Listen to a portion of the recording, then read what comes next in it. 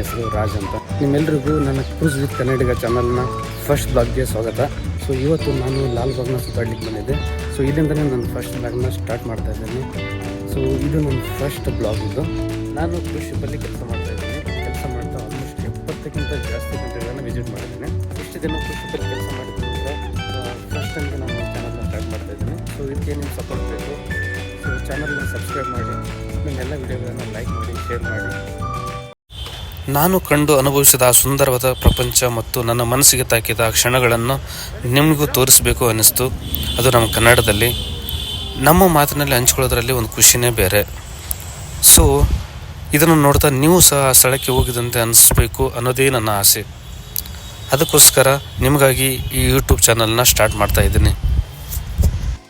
So ನಿಮಗೆ ನಮ್ಮ ಚಾನಲಲ್ಲಿ ಕ್ರೂಸ್ ಶಿಪ್ಪಲ್ಲಿ ಯಾವ ಥರ ಇರುತ್ತೆ, ನಾವು ಯಾವ್ಯಾವ ಕಂಟ್ರಿಗೆ ಹೋಗ್ತಿದ್ದೀವಿ, ಅಲ್ಲಿನ ಕಲ್ಚರ್ ಏನು, ಅಲ್ಲಿನ ಜನರು ಹೇಗಿರ್ತಾರೆ, ಆಮೇಲೆ ಯಾವ್ಯಾವ ಥರ ಟೂರ್ಗಳಿದ್ದಾವೆ, ಆಮೇಲೆ ಯಾವ್ಯಾವ ಹೋಟೆಲ್ ಹೋಗ್ತೀವಿ, ಅದನ್ನೆಲ್ಲ ನಿಮಗೆ ಡೀಟೇಲಾಗಿ ಈ ವಿಡಿಯೋದಲ್ಲಿ ಹೇಳ್ಕೊಡ್ತೀನಿ.